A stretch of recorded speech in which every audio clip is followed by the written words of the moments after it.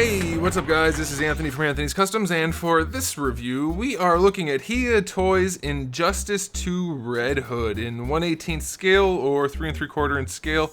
And it's Red Hood, so I know everybody's very excited about this because he's like the best character ever. And this might be their best figure ever. Not counting the Preds, because some of their Preds are pretty awesome. But this figure with the one glaring exception, and we'll get to that.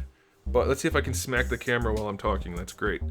This figure is fairly exceptional for the scale especially, and for the price point, so I'm very happy to show it to you. So let's go ahead and get it off the stand and take a closer look. This guy stands just about 4 1/4 inches, which makes him just about 10 and a half, closer to 11 centimeters. So that's definitely out of scale.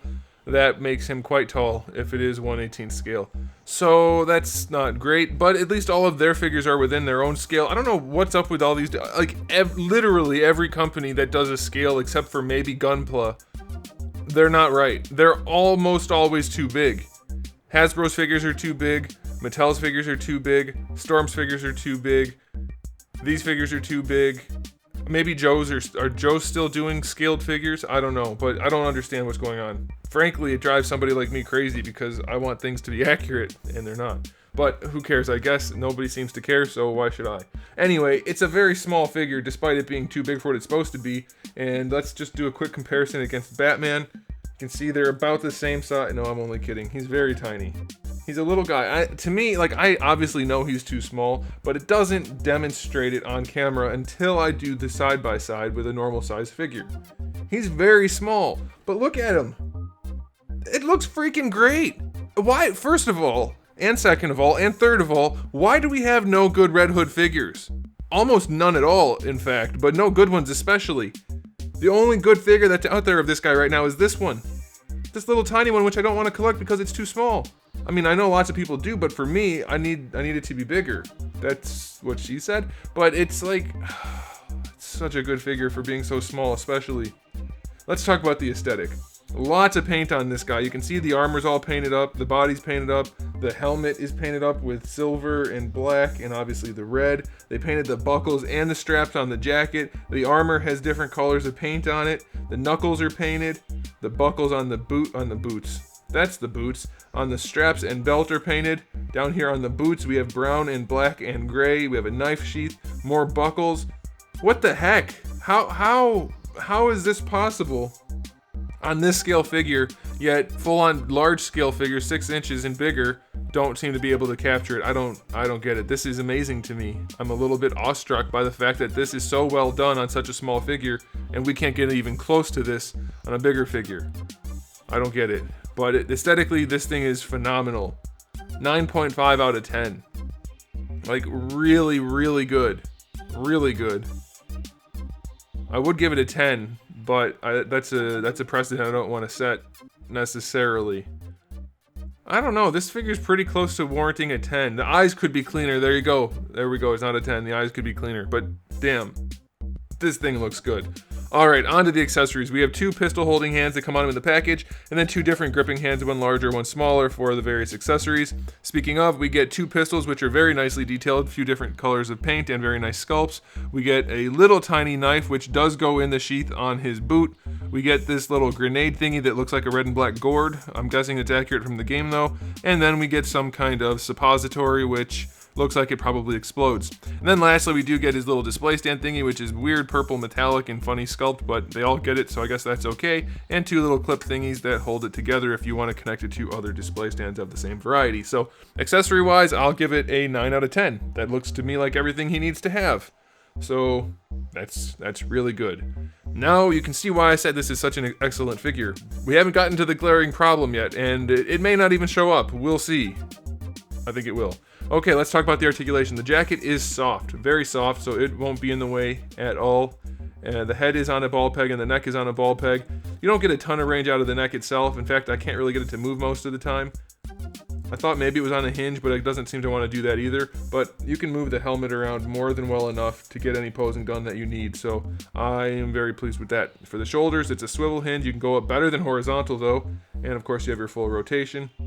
Single jointed elbow with a floaty elbow pad that gets out of the way, and then you can reposition it as you want. So you get not quite 90 degrees, which is definitely a little bit of a bummer, but to be expected at this scale.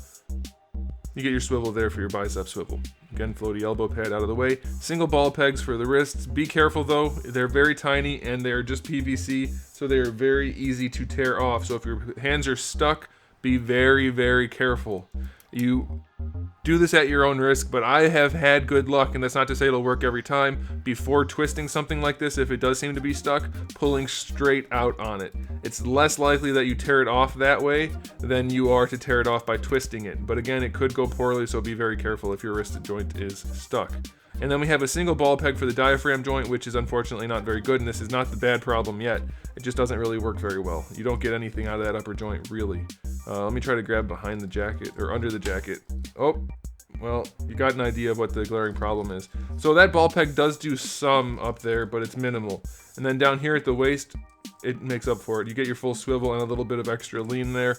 Could definitely be better, but it's okay. And now we come down to the hips. You have your ball peg hips and your very flexible holsters, which are non-functional but look good. So the problem is, on mine at least, and it's probably not gonna happen to everybody because there's no reason for it to, but mine just won't stay on. I don't know if it's a mismold or what, but it comes off without even trying, whereas this one has no problem. So this side we can go like almost full on splits. That's really, really good. And you can bring the leg all the way forward and it goes back and you have your thigh swivel, no problem at all. This one just pops off like crazy, so that's not good. I mean, I'm gonna try to heat it up and get it to work better, but it appears to me that it's going in all the way. It just doesn't want to stay on. So that's a problem. So if that's universal, that really sucks. Luckily, it's not like it's loose, it just pops off easily. So you can still pose him more or less and it'll pop off, but you can keep it in place and you'll be okay. So it's not an absolute deal breaker. Don't get me wrong, I'm not justifying it, but I'm letting you know that if you want to buy it anyway, there is hope. There's a little bit of hope that you can still make this a usable piece. I don't know what's going on though. That's definitely a bummer. Oh well. Double jointed knees work wonderfully, no problems there. And then for the boot, it goes all the way back and pretty far forward, and you get a really solid ankle rocker. So, like I said, one glaring issue, the torso could be better, but that hip popping off is a bummer. But otherwise, he's got solid articulation, so it would have been an 8 without the leg coming off. I'm gonna give it a 6.5 because that is not a good thing, obviously. But it's not an absolute deal breaker if you do really want to buy this, which, time for the final verdict, I definitely recommend. Like I said, we don't have any good Red Hood figures, and this one is exceptional with the exception of that one problem. So it's really, really nice. Final verdict would have been like an 8 out of 10, 8 or 9 out of 10 probably without that hip, but with the hip, I'm only going to give it a 7. Limbs falling off is not an acceptable situation, unfortunately. Hopefully it's just mine. I can't say, obviously, I don't know. But I don't see any reason why it would be a universal issue because clearly they got this side okay. So it shouldn't be a problem. Yeah, I'm just going to give it a 7 out of 10. It could definitely be higher if it wasn't for that issue. So there it is, guys. Thanks for watching. Please do give the video a thumbs up if you liked it. And if you didn't like it, well, you know what to do for that too. And maybe you should subscribe because I do have thousands of videos already on the channel and new ones coming out just about every single day. So make sure you come back for that. And in the meantime, keep collecting.